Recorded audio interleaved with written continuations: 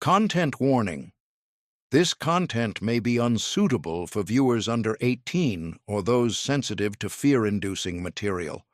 If you are under 18 or easily frightened, please do not watch. Viewer discretion is strongly advised. The roommate who watched me sleep. I still remember the exact smell of that afternoon: cardboard boxes, fresh laundry, and the particular kind of anxiety that comes with starting over somewhere new. It was move-in day at Ohio State, and my family had just pulled out of the parking lot. I watched my mom's silver minivan disappear around the corner of Neal Avenue and felt the specific kind of loneliness that hits you when you realize you're completely on your own for the first time in your life. I spent the first hour or so arranging my side of the room. Textbooks on the shelf above my desk, laptop cord tucked neatly along the wall, photos of my friends from high school propped against the window frame. I was trying to make it feel like home, the way you do when, deep down, it probably won't feel that way for a while. My roommate showed up around 4 in the afternoon. His name, I later found out by essentially forcing the question, was Marcus.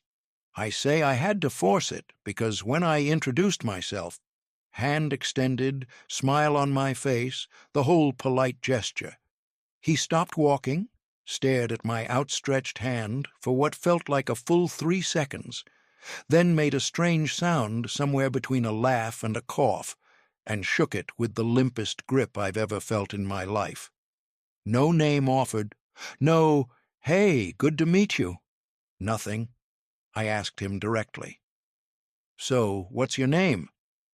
"Marcus," he said, and went back to unzipping his bags. I tried to make conversation the way you do when you're stuck in a small room with someone and silence feels unbearable. I asked him where he was from. He said Pennsylvania. I asked what he was studying. He said biology.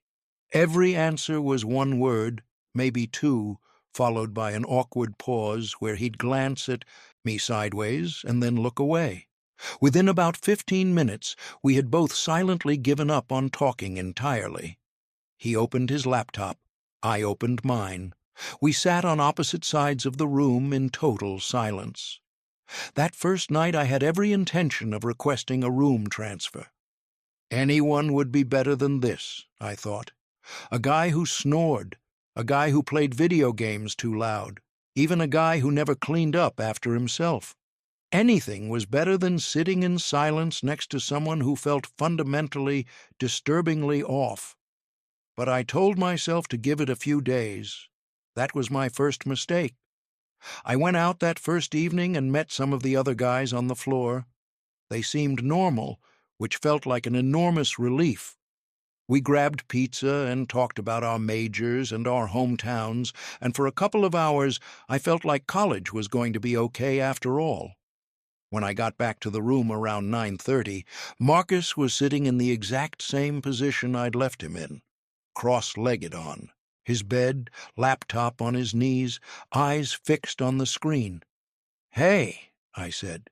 He didn't respond. I wasn't even surprised. I brushed my teeth, turned off my bedside lamp, and tried to fall asleep.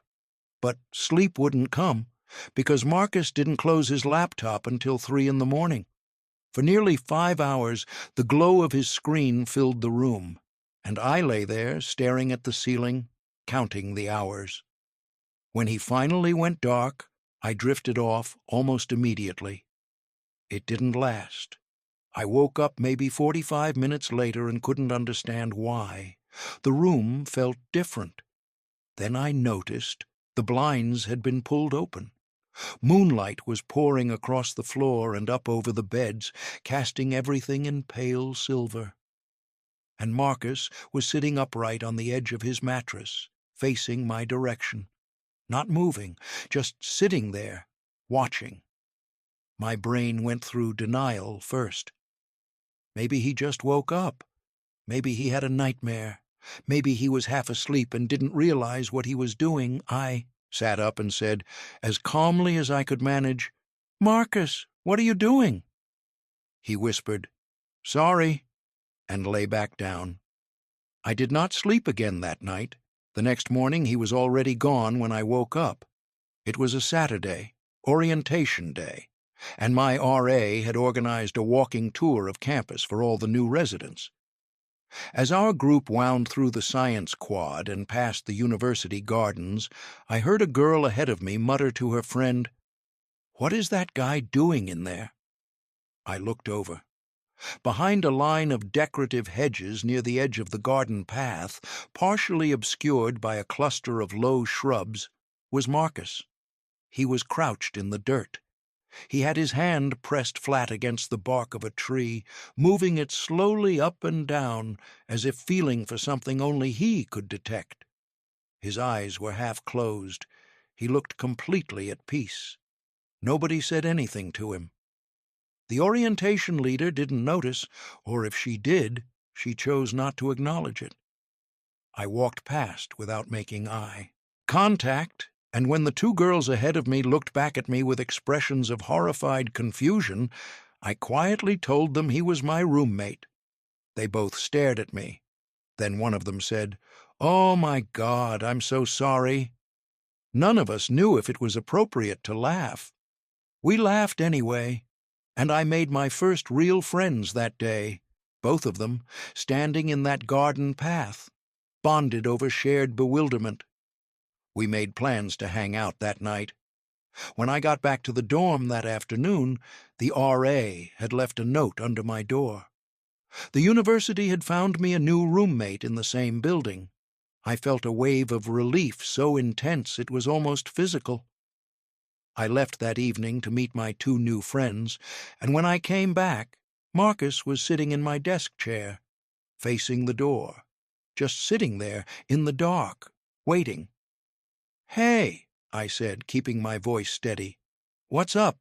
"Nothing," he said, flat, matter of fact, like he hadn't just been sitting in the dark staring at a door for who knows how long. I sat down on my bed and opened my laptop. That's when I noticed it. The browser was open to my email. Tabs I hadn't clicked, folders I didn't remember accessing. Someone had gone through my messages, not just glanced at the screen, but actually navigated through my inbox, opened threads, looked at attachments.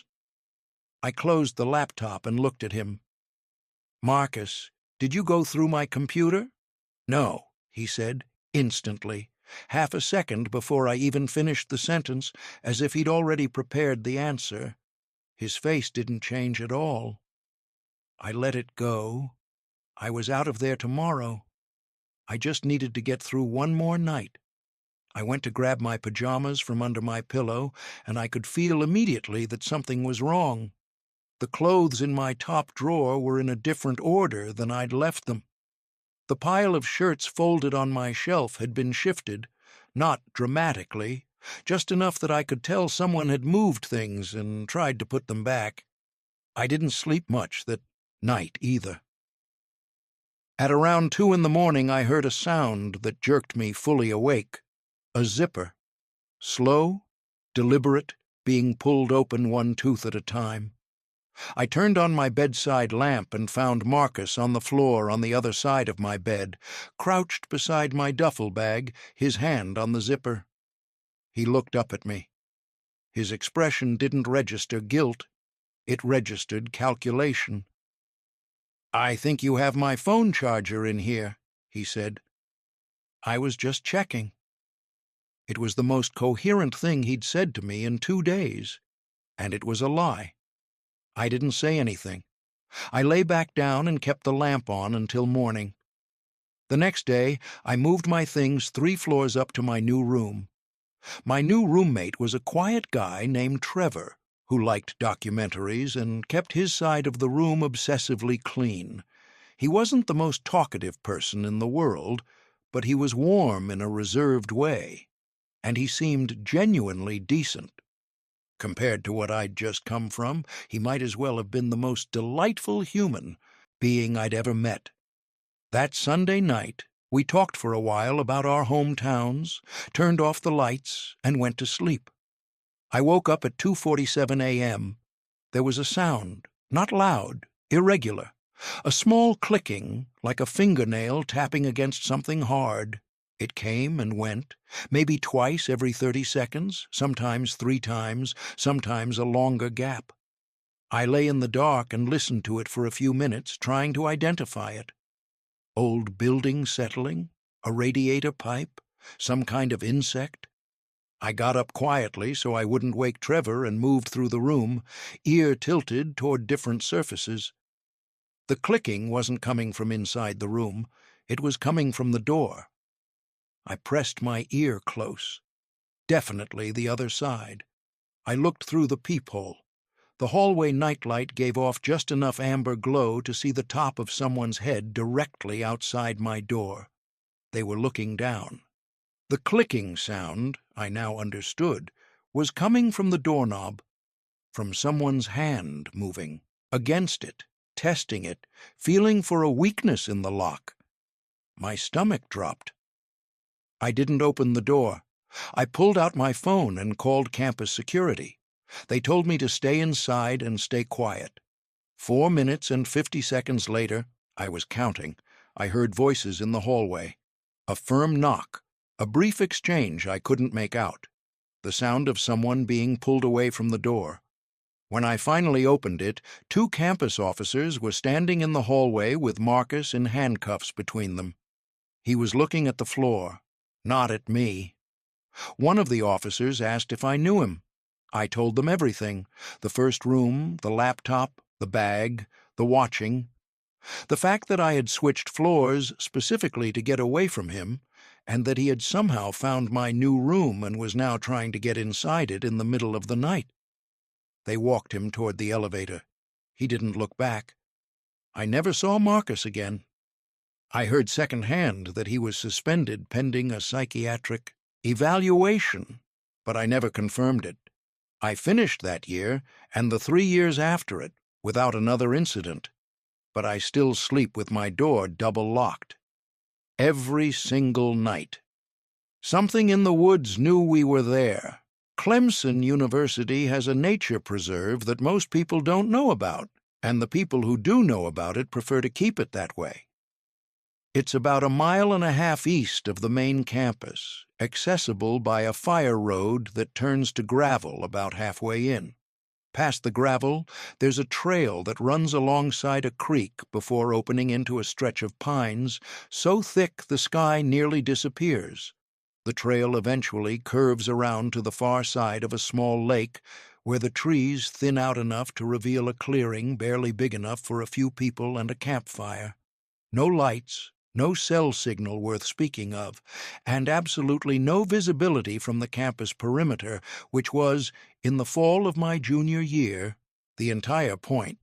3 of us went out there on a Friday night in mid-October. My 2 closest friends at the time were a guy named Garrett, who was built like a linebacker but was actually the most anxious person in our friend group, and a guy named Dion, who talked a big game about not being afraid of anything until something actually happened, at which point he became the first person to run. I say this not to criticize either of them, but because what happened that night, and the different ways each of us reacted to it, say a lot about what we actually experienced out there. We brought 2 6-packs in a backpack, a camping lighter, and a bag of kindling from the hardware store. We had a fire going inside of 20 minutes, the kind of fire that takes the chill off the air and makes you feel like the only people alive in a comfortable, contained world. We sat in folding camp chairs we'd dragged in from the dorm and talked about everything: classes, people we'd met that semester, what we were going to do after graduation. The kind of conversation that only happens late at night, around fire, when your guard is completely down. By 11 o'clock, the night had settled into the comfortable rhythm of good beer and better conversation, and Dion was so deep into a story about something that happened to him in freshman year that he was nearly falling out of his chair laughing. Garrett was on his 2nd beer and had started doing the thing he does when he's relaxed, which is lean back with his head tilted up toward the sky and smile at nothing in particular. That was when Garrett suddenly sat forward and held up one hand. "Hold on," he said. "Shh." We went quiet. And there it was. Through the trees, from somewhere in the direction we'd come from, the sound of footsteps, the soft but unmistakable crunch of dead leaves being compressed underfoot. Slow, deliberate, pausing. Dion immediately reached for the backpack. "Campus security," he said quietly. "We gotta put the bottles away." We tucked the remaining beers into the bag and moved it behind one of the chairs. The fire was still going. We couldn't exactly hide it. And we knew that if someone was coming through here with a flashlight, we were already visible. But that particular spot was far enough from campus that officers almost never came this far in. We'd been out here before without incident, so we sat still and listened. The footsteps stopped, then started again, then stopped. What came next was harder to explain. Instead of the sounds continuing in one direction, either toward us or away, they seemed to begin tracing an arc around us.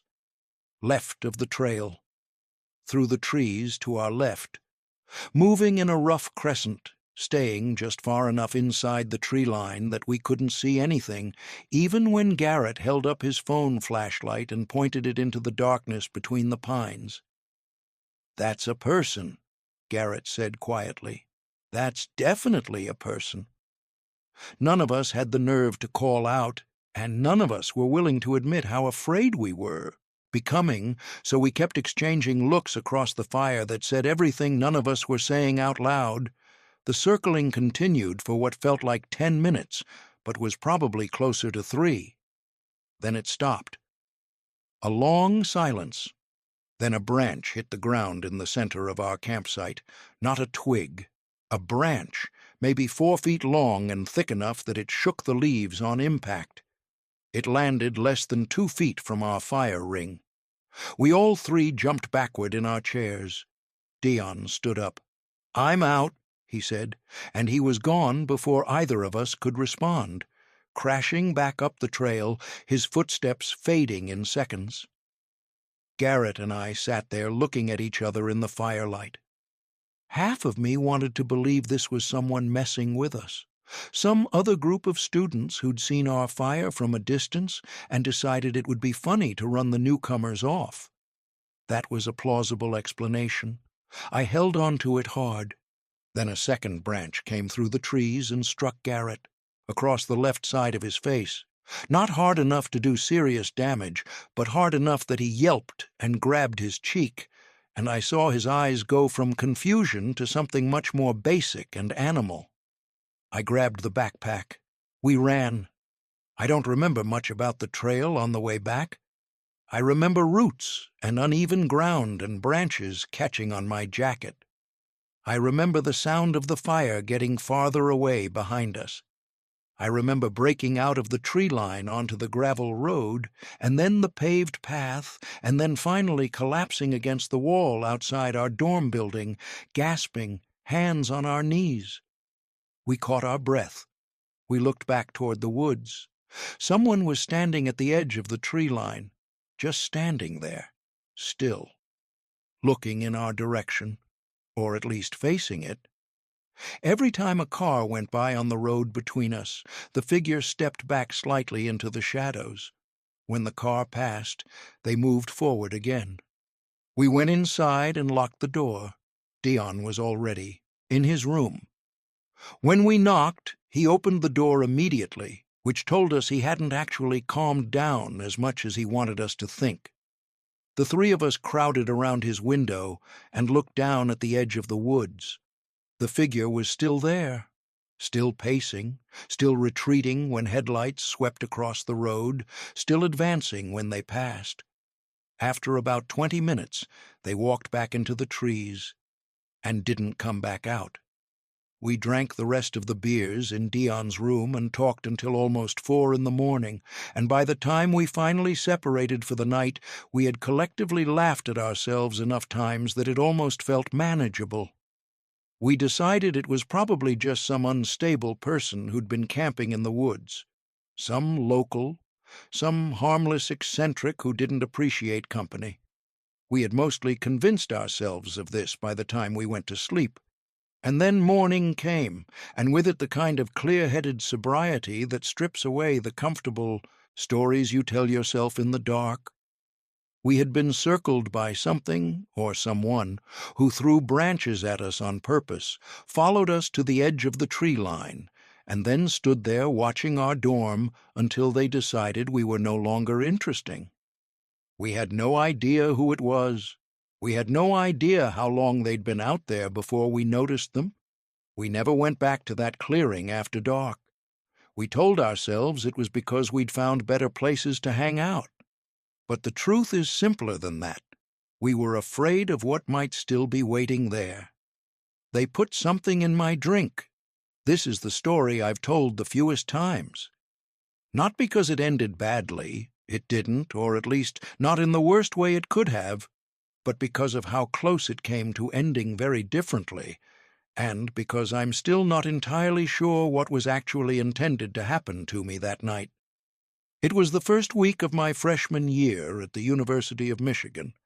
I hadn't fully settled in yet, still figuring out the dining hall schedule, still learning which corridors of my building were connected and which required going outside. But my roommate, Brendan, was already deep in the social calculus of rush week. He was the kind of person who had planned exactly what college would look like from the moment he got his acceptance letter, and that plan included a fraternity. Rush week officially started the following Monday, but the parties began that Thursday. Brendan didn't want to go alone. It was harder to meet people that way, he said, and I believed him, so he asked if I'd come along as backup. I had no intention of rushing, but I was 18 years old in a new city, and the idea of turning down a party felt wrong, so I agreed. The first stop on Thursday night was, by Brendan's own admission, the lowest tier option on his list. It was what people call a underground fraternity, unrecognized by the university, operating out of a rented house, with no connection to the Greek council or any official oversight. Brendan's logic for going was strategic. If the real fraternities didn't give him a bid, at least he'd have this as a fallback. The house was on a block that the campus map referred to technically as a residential neighborhood, though residential was generous. The houses on that street were old and close together, with chain-link fences and gravel lots. The frat house was on a corner, a 2-story structure with a cracked front walk and bars on the ground-floor windows. The only indication that anything was happening inside was the vibration of bass through the walls and a scattering of cars parked haphazardly on the street and lawn. A guy opened the door before we could knock. He was short, wearing a white T-shirt with wet circles under the arms and an expression of vague ownership, the kind of face that implies authority without having earned any. He waved us inside. The party was in the living room, and it was the most depressing thing I'd seen in my 18 years. Maybe 50 men packed into a space designed for 12, standing in clusters under a single yellow bulb that had no shade. No music coming from anything with real speakers, just someone's phone connected to a small Bluetooth box in the corner. The temperature was significantly warmer than the outside air, as if the body heat of 50 people had nowhere to go. I spotted maybe 2 women in the entire room, and both of them looked like they were waiting for a ride. Brendan dove in with the enthusiasm of someone who had prepared for this. I did what I usually do at parties where I don't know anyone, which is hold a drink and make slow, deliberate laps around the perimeter, looking like I'm on my way to somewhere specific. I'd been there for maybe 20 minutes when I decided I was ready to leave. I caught Brendan's eye across the room and gestured toward the door. He held up 5 fingers. "Okay, 5 more minutes." I nodded and went back to my slow orbit of the room. A heavy-set guy materialized next to me. He was holding a small glass bottle, not a mixed drink, just a squat little bottle of something clear. and he extended it toward me without saying anything for a second. Then, "Take a shot of that, it'll get you going." I didn't want it.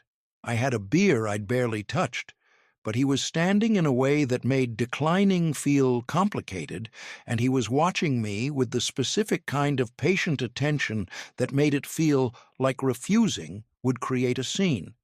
So I took it and drank it. Maybe 2 ounces of something that tasted like fruit punch, masking rubbing alcohol. "Good, right?" he said. "Yeah," I said, and started to move away. He moved with me. Started talking about the university, about his major, about something that had happened at a party the previous semester. Every time I shifted my body toward a different part of the room, he reoriented to block my exit route, not aggressively, just persistently, the way a salesman does when he knows you're trying to leave. I don't know exactly when things started to change. It was gradual at first, a heaviness in my legs, a softening at the edges of the room. I'd had 2 beers over the course of the night, which should not have produced this. The room wasn't spinning, but it was doing something. The conversations around me were getting farther away. The yellow light overhead seemed to be pulsing slightly. And then there was nothing. I came back into consciousness lying on a bed in a dark room. The music from downstairs was muffled but audible. I could see shapes in the dim light, a dresser, a closet door with a gap at the bottom. I lay still for a moment, running a quick inventory of myself. Clothes intact. No pain. Phone still in my pocket. Then I heard it, from inside the closet, the soft crinkle of a plastic bag being compressed under a foot, like someone had shifted their weight slightly and stepped on something by accident. Someone was in that closet. I did not think. I moved. Off the bed, out the door, down the stairs, back into the chaos of the living room. I grabbed Brendan by the sleeve and kept walking, past the circle of guys near the front door, down the cracked front walk, and out into the cold air. In the car on the way back, I told Brendan everything. He wanted to call the police immediately. I told him it was pointless. I didn't know who gave me the drink. I couldn't describe the guy in the closet, and I'd only been out for what appeared to be about 10 minutes. Whatever had been in that bottle either wore off fast or wasn't the full dose. I kept saying that. Brendan asked me quietly, with the careful directness of someone trying very hard not to make a bad situation worse, if I thought anything had happened to me while I was unconscious. My clothes were on. I wasn't in pain. I had been out for 10 minutes. I said no. I have never been back to that neighborhood. The knocking. By sophomore year, I thought I was done with things that scared me in dorms. I had a single room that semester, a privilege granted by the housing lottery to roughly 1 in 6 students, and it was the kind of room that felt like a reward. End of the hall, around a corner, with a small private corridor between my door and the main hallway. You had to physically turn to see my door from the main hall, which meant most of the floor noise didn't reach me, and I had the particular peace of someone who has learned to love their own company. The room was small, but mine. A bed under the window, a desk against the wall, a closet that actually fit my clothes. I had a bio exam coming up in 10 days, and I spent the first few weeks of that semester in a kind of productive isolation that suited me perfectly. The first time it happened, I almost didn't register it as real. I was sitting at my desk reviewing lecture notes, campus quiet outside my window, when I became aware of a sound, very soft, a tapping barely louder than a fingernail drawn lightly across a hard surface. It took me a moment to locate it. The door. Someone was tapping on my door so lightly it barely qualified as a knock. I called out, "Come in." The door didn't open. I got up, crossed the room, turned the handle, and pulled the door open. The small private corridor outside my room was empty. I leaned around the corner and looked down the main hallway. A few students were moving around at the far end, but nobody near my section, nobody looking back at me. I went back to studying. The next night, the knocking came again, this time louder, not aggressive, but deliberate, the kind of knocking that wants to be heard. I called out again. Nothing. I opened the door again. The corridor was again empty. I went around the corner in both directions this time and found nothing, just the long fluorescent hallway, a pair of sneakers outside someone's door, the distant sound of a television. I asked around the next morning. 3 or 4 people, on the floor. Nobody had knocked. Nobody was messing with me. They all seemed sincere, and I believed them, which was somehow more unsettling than if they'd been lying.